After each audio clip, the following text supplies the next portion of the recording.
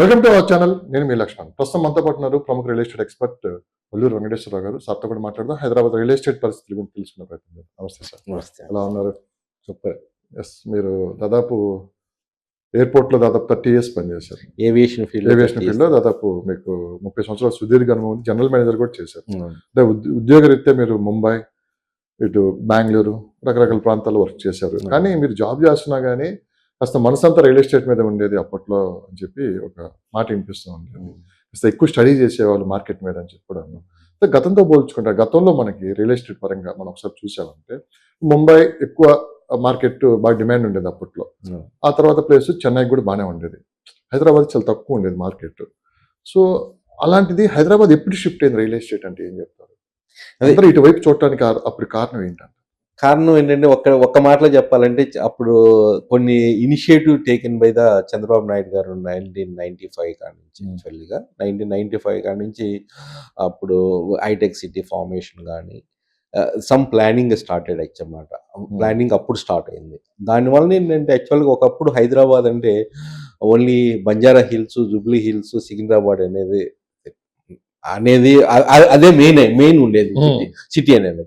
ఆ తర్వాత ఎప్పుడైతే హైటెక్ సిటీ ఫార్మేషన్ ఇవన్నీ స్టార్ట్ అయినాయో అప్పుడు హైటెక్ సిటీ, మాదాపూర్ ఈ ప్రాంతాలు డెవలప్మెంట్ అవటం జరిగింది. అంటే కొత్త ప్రాంతాలు ఏంటంటే ఐటీ అనేది మెయిన్ డ్రివెన్ ఫ్యాక్టర్ అయింది హైదరాబాద్కి.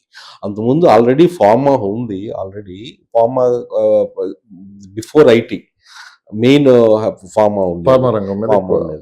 దానికి ఐటీ వచ్చిన తర్వాత IT has taken the domination because of the high skill jobs కాబట్టి, హై ఇన్కమ్ కాబట్టి ఎక్కువ మంది యూత్ కానీ ఎక్కువ ఇందుట్లో ఎంటర్ అవటం, దానివల్ల కూడా ఏంటంటే గ్రోత్ అనేది ఇంపాక్ట్ అవటం, ఆ గ్రోత్ వలన కూడా demand on the real estate అనేది పెరగటం అనేది ఇట్ స్ప్రెడ్ ఓవర్ అన్నమాట ల్యాండ్స్కి.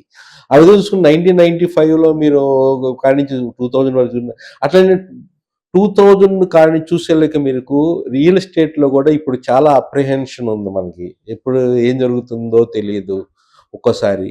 అరే ఇప్పుడు కూడా ఈరోజు పరిస్థితి కూడా అరే రియల్ ఎస్టేట్లో పెట్టుబడి పెడదామా లేదా అనేది కూడా కన్ఫ్యూజన్ ఉంది చాలా మందికి. ఎందుకంటే మెయిన్ ఆర్టిఫిషియల్ ఇంటెలిజెన్స్ కానీ, గ్లోబల్ సినారియో, గ్లోబల్ థింగ్స్ కానీ, దెన్ సప్లైస్, దెన్ డిమాండ్ బట్టి కూడా. అంటే ఏంటంటే ఎప్పుడు కూడా ఏంటంటే క్రైసిస్ అనేది ఎప్పుడు ఉండకుండా ఏం లేదు. Every crisis and every giving a challenge and every crisis an opportunity. మీరు ఒక్కసారి మీరు చూస్తే 2000లో .com క్రైసిస్ వచ్చింది. అండ్ అట్లనే 2008లో గ్లోబల్ ఫైనాన్షియల్ క్రైసిస్ వచ్చింది. యుఎస్ కాడి నుంచి స్ప్రెడ్ అయ్యేది ఫైనాన్షియల్ గా బ్యాంక్స్ ఇంట్రెస్ట్, చాలా మంది ఈఎంఐలు కట్టలేకపోవటం వల్ల that spread all over the world అన్నమాట. ఏది 2008లో. అట్లనే 2008 తర్వాత మళ్ళీ 9-12 కూడా దానివల్ల ఇంపాక్ట్ అయింది. 9-14 కాడి నుంచి 2009-14 కాడి నుంచి అగైన్ తెలంగాణ ఫార్మేషన్ మూవ్మెంట్ అయితే స్టార్ట్ అయింది. ఆ టైంలో కూడా మనం చూసాం చాలా సార్లు. ఆంధ్ర కానీ ఇట్లా ఆంధ్ర అంతా రిచ్ పీపుల్ అంతా ఆంధ్రాకి వెళ్ళిపోతారు, ఇన్వెస్టర్స్ అంతా ఆంధ్రాకి వెళ్ళిపోతారు, ఇక్కడ నీళ్లు ఉండవు, ఏముండవు, రీసోర్సెస్ ఏముండవు, చాలా ఇబ్బంది పడతారనే ఉద్దేశంతో కూడా ఇక్కడ యొక్క ఇంపాక్ట్ అనేది కొంతవరకు జరిగింది. దాని తర్వాత ఏం జరిగింది? 2016 డిమానిటైజేషన్, 500 రూపీస్ నోట్ కానీ 1000 కానీ 2000 రూపీస్ కానీ డిమానిటైజేషన్ అయింది. అప్పుడు కూడా రియల్ ఎస్టేట్ డౌన్ అయింది. అంటే ఇట్ ఈస్ సైక్లికల్ అన్నమాట. కరెక్ట్ సార్, మీరు అన్నది కరెక్ట్. అంటే ఇన్ని క్రైసిస్ తట్టుకొని హైదరాబాద్ రియల్ ఎస్టేట్ నిలబడింది. అలాంటిది ఎందుకు 2014 నుంచి 26 ఇప్పుడు, సో ఎందుకు ఈ 3 years లో ఇంత గ్యాప్ తీసుకుంది? మళ్ళీ హైదరాబాద్ లో రియల్ ఎస్టేట్ ఎందుకు పుంజుకోవట్లేదు? ఆ స్టెప్ పట్టలేదు, అది కనపట్టలేదు. అంటే నేను లాభాలు కావచ్చు, లేకుంటే రియల్ ఎస్టేట్ ఇన్వెస్ట్ చేయాలని చెప్పి ఆసక్తి కావచ్చు, తగ్గిపోయింది. ఎందుకు అంటారు? చూడండి ఒకసారి 2020లో ఏమైంది? మళ్ళీ కోవిడ్ క్రైసిస్ వచ్చింది. దానివల్ల తర్వాత ఏమైందండి, ఇమ్మీడియట్ గా పోస్ట్ కోవిడ్ తర్వాత సడన్ గా రేట్స్ అనేది జంప్ అయినాయి. మీరు గమనించలేదు?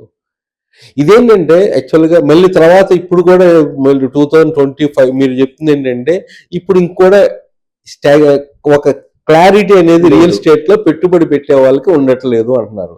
అది నిజమే.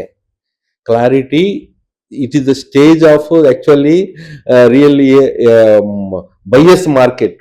అంటే ఇప్పుడు కొనుక్కున్న వాళ్ళకి తక్కువ రేటు ఉంది కాబట్టి ఇది రిటర్న్ ఆన్ ఇన్వెస్ట్మెంట్ అనేది ఎక్కువ ఉండడానికి అవకాశం ఉంది. ఇప్పుడు ఎందుకు తక్కువ ఉంది అని మనం వేరియస్ ఫ్యాక్టర్స్ చూసుకుంటే ఏంటంటే గవర్నమెంట్ ఫార్మేషన్ ఇప్పుడు అది ఆల్మోస్ట్ కాంగ్రెస్ గవర్నమెంట్ కూడా ప్రెజెంట్ గవర్నమెంట్ వచ్చి 2000 ఒక 2.5 years ఆల్మోస్ట్ 3 years అవబోతుంది. ఇంకా 2 years ఉండబోతుంది. ఇంకా ఇప్పుడు అది వచ్చిన తర్వాత ఏంటంటే ప్రీవియస్ గవర్నమెంట్ యొక్క ఇంపాక్ట్ ఈ గవర్నమెంట్ వచ్చి పడింది. Previous government they given very hype and real estate they made it is the business of the state government.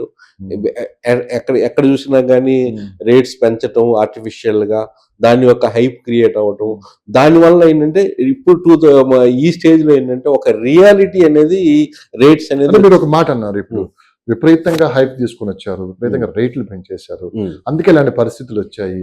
అదే స్టాగ్నేట్ గా ఉండి ఒక ఆర్డర్ ప్రకారం వెళ్తే ఈ పరిస్థితులు వచ్చాయి కాదు. ఇప్పుడు అంతా గందరగోళం పరిస్థితులు తీసుకుని వెళ్ళారు. ఆ రోజు ఏదో హడావిడి చేసేసారు, ఇప్పుడు టోటల్ మార్కెట్ కే ఒక స్టాప్ అని పెట్టేశారు అని చెప్పి అంటున్నారు. ఎంతవరకు ఇది? అది కరెక్ట్ అండి, చెప్తారు కదా. అది ఇప్పుడు ఏంటంటే ఈ స్టేజ్ లో ఏంటంటే it has become to the reality again. It has become some hype ఉందా అని ఒక్కోసారి అనిపిస్తుంది. ఎందుకంటే రీసెంట్ గా మనకి రాయదుర్గంలో జరిగిన ఆక్షన్ లో, గవర్నమెంట్ ల్యాండ్ ఆక్షన్ లో it has given record rate of 237 crores 1 acre knowledge city దగ్గర.